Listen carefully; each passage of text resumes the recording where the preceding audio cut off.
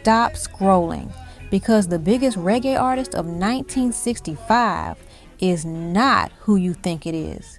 Before reggae had a name, before Bob Marley was world famous, Jamaican artists were already selling records and shaking sound systems. And here's the crazy part. One artist on this list was already winning in 1965, but most fans never count him as reggae. No need to worry. Oh, yeah. Picture you and me in Kingston, 1965, hot night, big speaker boxes, needles dropping on vinyl, no streaming, no charts, just the crowd deciding what hits. If you don't know these names, you'll think reggae started later than it really did, and you'll miss the artists who built the sound from the ground up.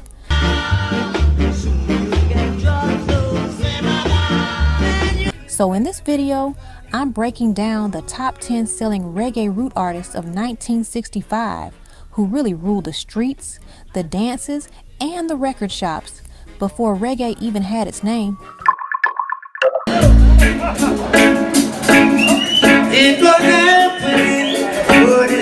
Number 10, Little Roy, Voice of the Ghetto. Not a 1965 hit title, used here as a signpost for the spirit he was already carrying. Picture a hot Kingston night, zinc fences rattling from bass, sound systems arguing across the street. A young voice cuts through, soft but serious, singing about real life, not cartoons. It feels raw, street level, and honest, like a kid telling grown truths.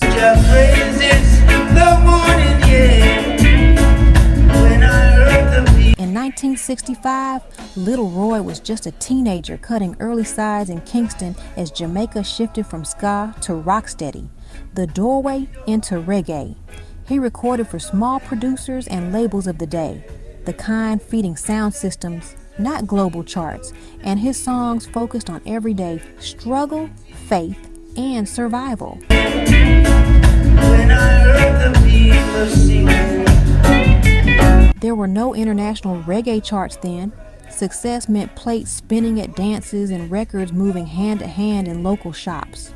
While he wasn't the biggest seller yet, his records circulated and selectors respected the message. That mattered in 1965.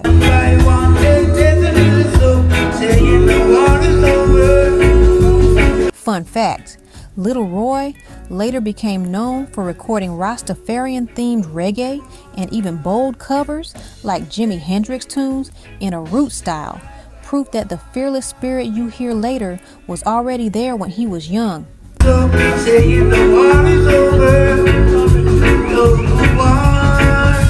Why it's forgotten/underrated. Because he started too early and on small labels, a lot of those 1965 sides weren't widely reissued.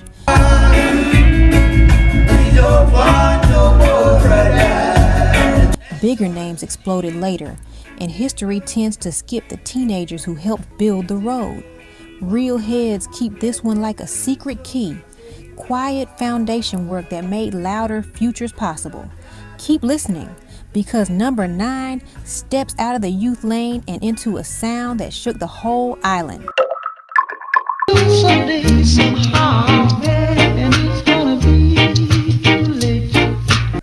Number 9, The Techniques, You Don't Care. Picture a hot Kingston night in 1965.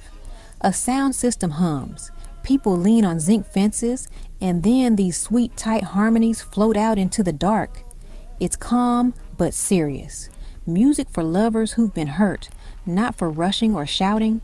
The Techniques were a vocal harmony group built for the moment when ska was slowing down into rocksteady.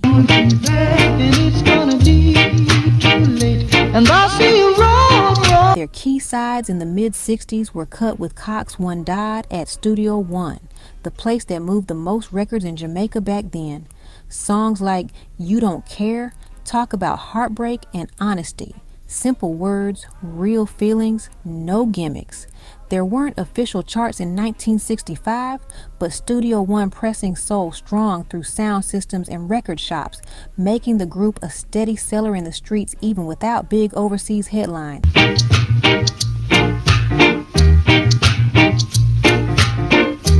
Fun fact, Slim Smith, one of the sweetest voices Jamaica ever heard, sang with the Techniques early on. His soft, aching tone is a big reason these records cut so deep, and why later singers studied this sound.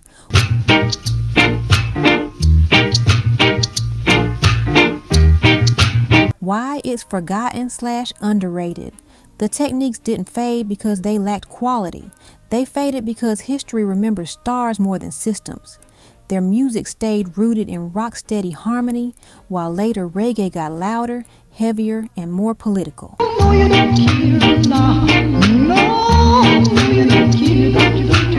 Many of these sides were never promoted overseas and spent years unreissued, so new listeners missed them. Real heads keep this one like a secret key. This is Crate Digger Gold. And keep listening, because number 8 brings more heat, more attitude, and the start of artists who were already moving serious units by 1965. Brothers and sisters, we're independent. Number 8, Derrick Morgan, Forward March. Picture Kingston in 1965. Hot night, street lights buzzing, and a sound system pulling people from every corner. When Derrick Morgan comes on, the horns bounce, the beat skips forward, and everybody knows the words. It feels confident, playful, and powerful. Music made to move bodies and lead the crowd.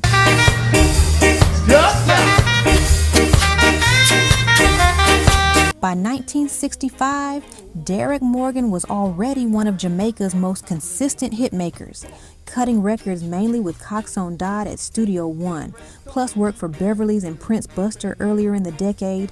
Songs like Forward March, Blazing Fire, and earlier smash Housewife's Choice kept his name hot on radios and sound systems. Lord is still with you. And his records sold steadily in Jamaica, the real measure back then. Lyrically, Morgan stayed close to everyday life, confidence, movement, rivalry, and pride.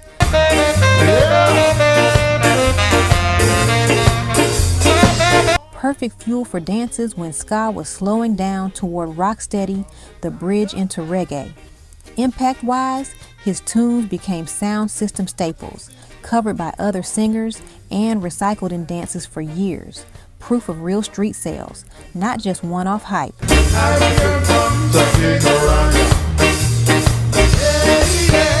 Fun fact, Derrick Morgan was at the center of Jamaica's first big music rivalry, the Morgan versus Prince Buster clash. They traded songs like musical boxing punches, and fans picked sides at dances. That clash helped sell records because everybody wanted the next reply tune.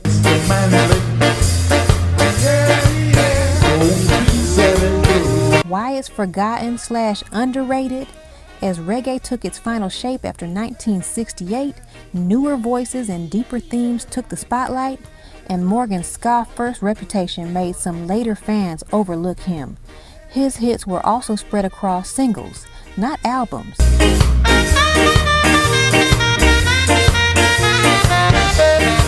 So history books miss how much he really sold in the mid-60s. Real heads keep this one like a secret key, because Derrick Morgan wasn't just popular, he was everywhere when it mattered. And keep listening, because number 7 is where the sound slows down even more. The singing gets sweeter, and the money at the record shop starts to stack higher than ever.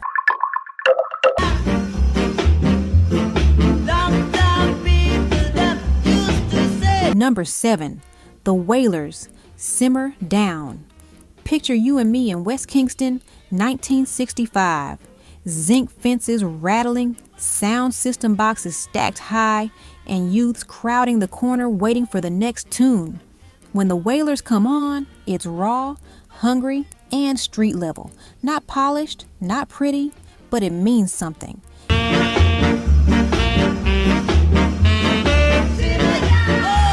In 1965, the Wailers were Bob Marley, Peter Tosh, and Bunny Wailer, recording mainly for Coxsone Dodd at Studio One. Their sound at this time was ska moving toward rocksteady, built for sound systems and local sales, not overseas charts. Songs like Simmer Down, their breakthrough hit from late 1963 that stayed hot into the mid-60s, spoke directly to rude boy culture.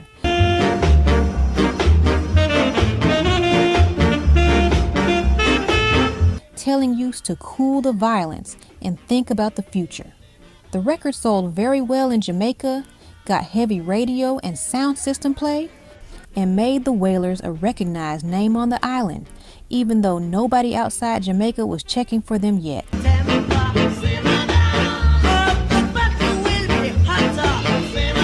Fun fact, the Skatalites played on early Wailers sessions.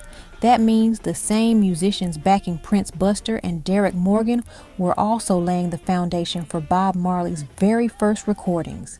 Same rooms, same musicians, same heat.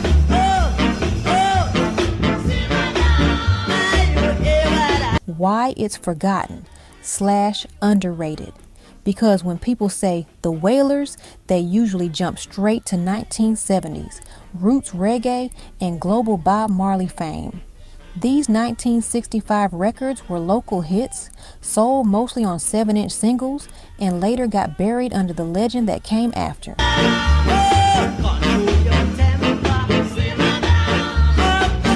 But make no mistake, this was the training ground. Real heads keep this era like a secret key, because this is where the fire learned how to burn.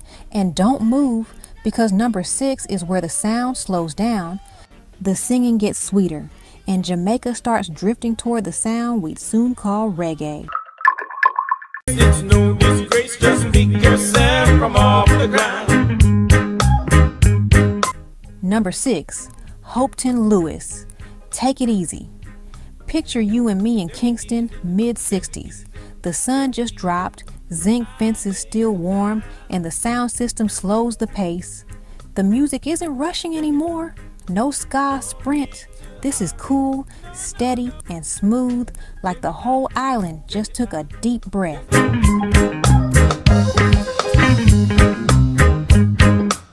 Hopeton Lewis came up through the Treasure Isle camp, working closely with producer Duke Reed, one of the most powerful figures in Jamaican music at the time.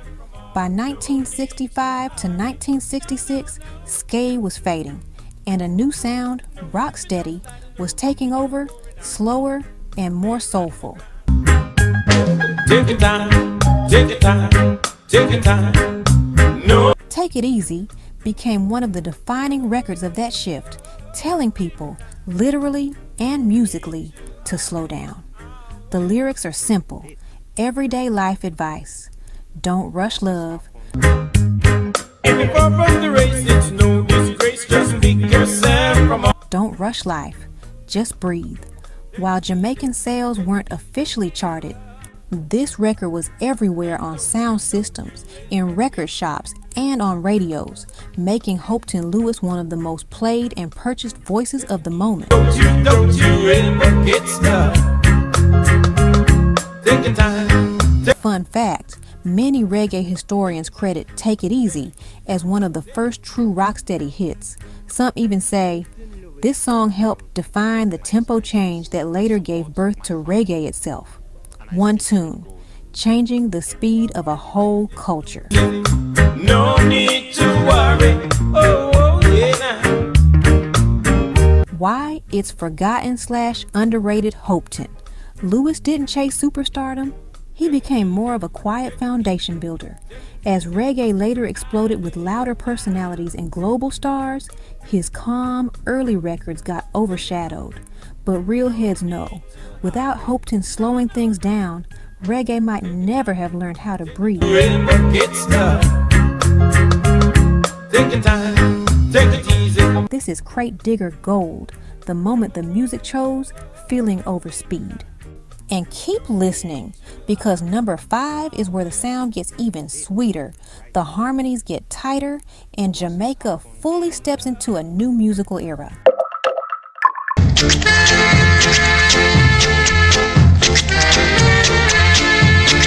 Number 5, Prince Buster, Al Capone. Picture a hot Kingston night, zinc fences humming, and a sound system parked on the corner like it owns the street. The bass thumps, horns cut sharp, and when Prince Buster drops, the whole lane knows who's in charge. This isn't polite music. This is boss sound, walking tall. Prince Buster, born Cecil Bustamante Campbell, was already a giant seller in Jamaica by 1965.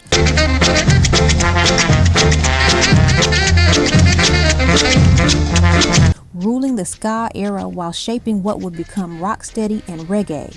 He ran his own Voice of the People label and worked out of studios like Prince Buster's All Stars / King Edwards, controlling his sound end to end.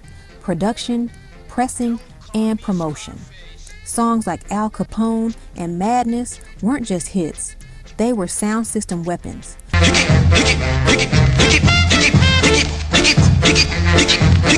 Built to beat rivals at dances. Lyrically, Buster mixed street stories, rude boy attitude, humor, and warning, speaking straight to everyday life. His records sold hard locally and traveled overseas, especially to the UK, where they became cult favorites among mods and later skinheads.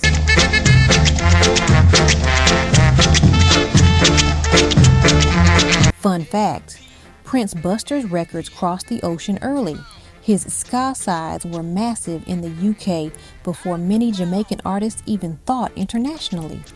Decades later, British bands would cover his songs, proving how far those 60s presses really went.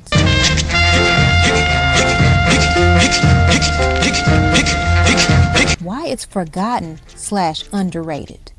As reggae slowed down and the 70s roots era took over, ska got pushed to the history shelf, and with it, Buster's crown faded in popular memory. Add in poor reissues and scattered catalogs, and new fans often meet reggae without meeting the boss who helped build it. Real heads keep this one like a secret key, because without Prince Buster, name is Kapow. C-A-P. the door doesn't even open. Remember when I teased that sales, influence, and credit don't always line up? This is that moment. Some people say Prince Buster dominated too hard, controlling studios, clashes, and distribution, while others say that's exactly why he won in 1965. There are different versions of the story, but the context matters.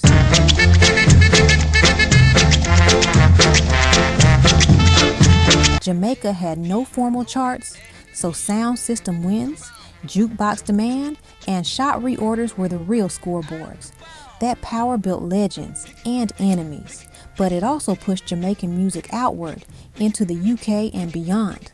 That's why this isn't just music, it's history. And keep listening, because number 4 is where the sound shifts from fast skate to sweet rocksteady, and the sales pressure gets even heavier. Oh, no, don't break it up, please. Number 4, Alton Ellis, Dance Crasher. Picture you and me in Kingston, 1965. The heat finally cools after sunset. Couples line the wall, and the selector slows the tempo just a touch. When Alton Ellis comes on, the room doesn't jump, it leans in. This is music for close dancing, soft steps, and feelings you don't shout. Alton Ellis is widely called the godfather of rocksteady, the sound that slowed ska down and made space for bass,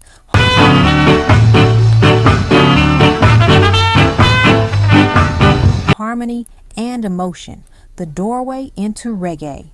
In 1965, he was recording for Coxsone Dodd at Studio One, working with top musicians who were shaping the island's new groove. Dance Crasher became a huge sound system favorite, telling rude boys to calm down so the dance could stay sweet. Everyday life turned into song. While there were no official sales charts,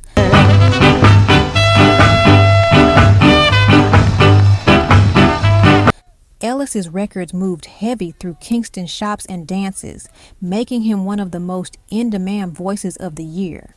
He set the tempo, Many singers who came after him copied his calm delivery and smooth phrasing because he showed that Jamaican music could be gentle and powerful at the same time.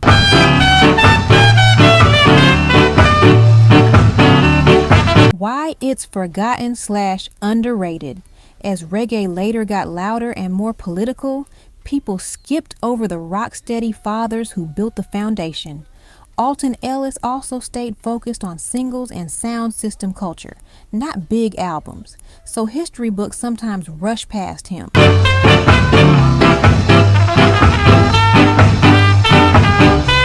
Real heads keep Alton Ellis like a secret key because without his calm, reggae never learns how to breathe. This is crate digger gold. Keep listening, because number 3 is where the music starts traveling overseas and Jamaica's sound begins whispering to the world.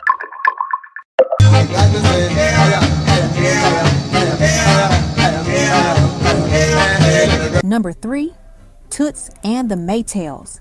It's You. Picture you and me in Kingston, 1965, hot night, packed yard, and the sound system selector smiling because he knows what's coming. The beat jumps, the crowd answers back, and Toots' voice cuts through everything. Raw, joyful, and loud, like church mixed with street. This isn't polite music. This is people music.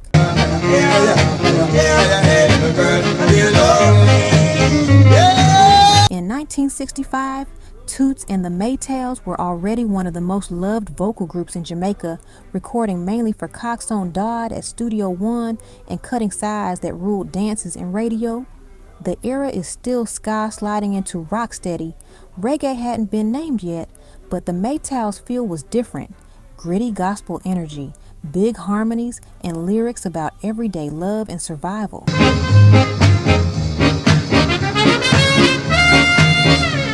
Songs like It's You were sound system staples, not always charted internationally, but selling strong locally through singles that moved fast from shop to turntable to dance.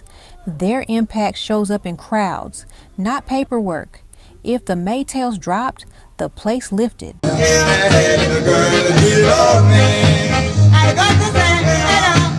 Fun fact. Toots Hibbert grew up singing gospel, and you can hear it in every shout and call and response. That church power is why dancers felt the songs in their chest, even before reggae had a name.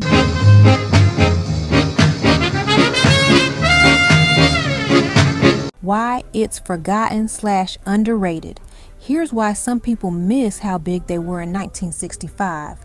The Maytals' global breakthrough came later, so the early ska / Rocksteady singles get skipped in the story. Add in single-focused releases, spotty reissues, and the fast shift of styles, and those early hits get buried under what came next.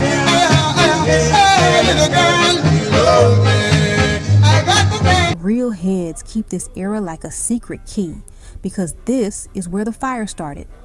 Remember when I said 1965 doesn't have clean sales charts? This is where that matters. Some people say you can't call anyone top selling without numbers. Others say in Jamaica, the crowd was the chart. If your records were spinning every night and clearing shops, you were winning. The Maytals sit right in that tension. Huge local demand, massive dance impact, but fewer tidy ledgers.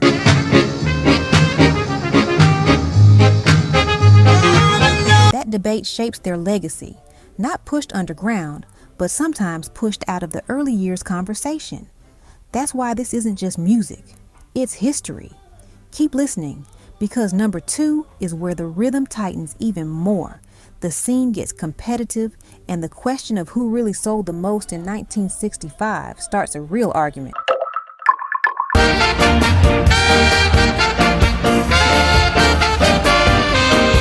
Number 2, the Skatalites, Guns of Navarone. Picture you and me in Kingston, 1965, night breeze, zinc fence rattling, and a sound system warming up like a storm is coming. Then the horns hit, sharp, proud, unstoppable, and the whole lane knows this isn't just a band. This is the engine behind the music.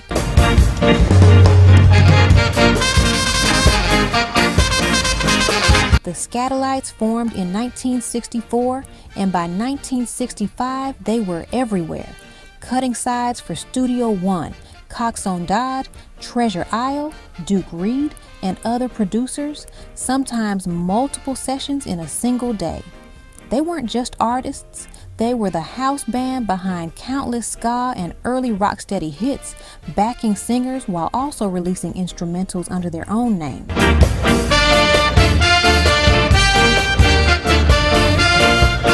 Guns of Navarone became a massive international hit, top 40 in the UK, proving Jamaican music could sell outside the island even before reggae had a name. Their music was mostly instrumental, about movement, confidence, and power, perfect for dances and sound clashes, which is where records really sold in 1965.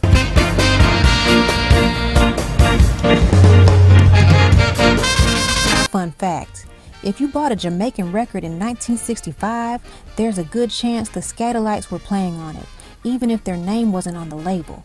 Tommy McCook, Roland Alfonso, Don Drummond, these players were the secret sauce behind the whole scene. Why it's forgotten/underrated. They get overlooked because people remember the singers, not the band behind them.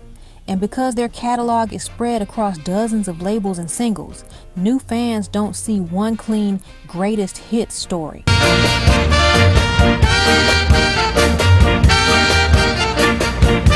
Real heads keep the Skatalites like a secret key, because once you hear them, you realize they were carrying the whole island on their backs.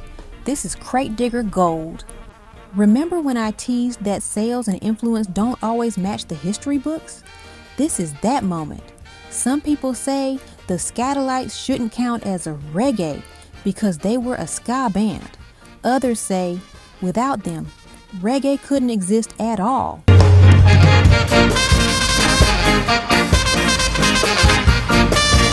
Because they built the rhythm, trained the musicians, and made Jamaican music loud enough to travel. There are different versions of the story, but here's the truth. In 1965, the Skatalites were selling sound through dances, singles, and international hits before reggae had a name.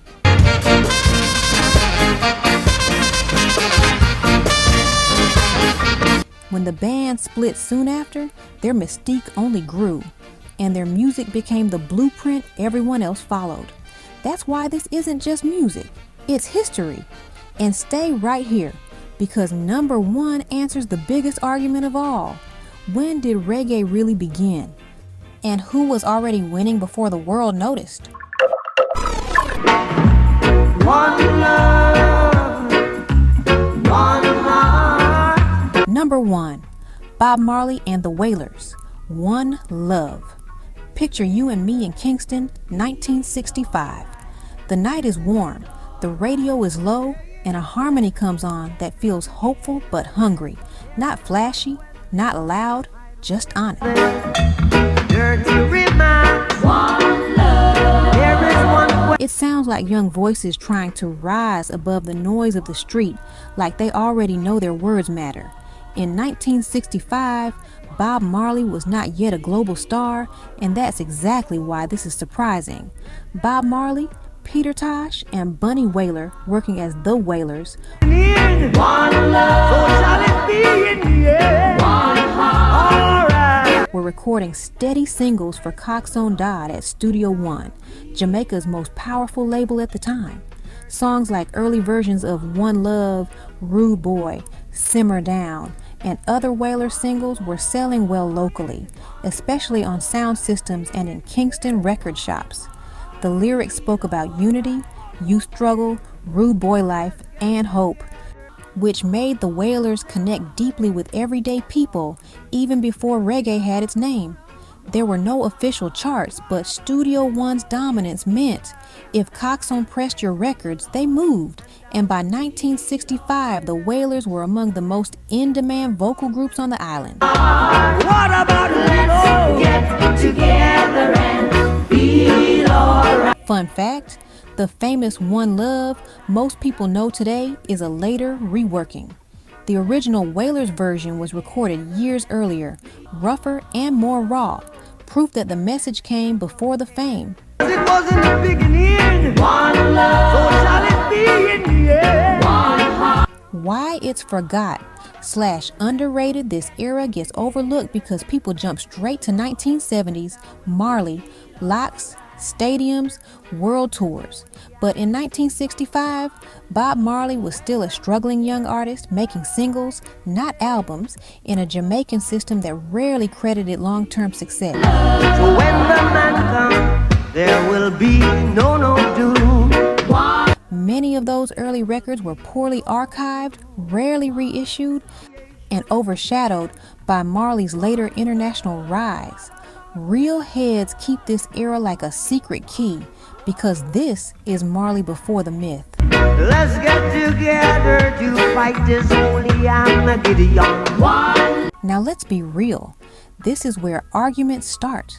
Some people say Bob Marley couldn't be the top-selling reggae artist of 1965. He wasn't famous yet.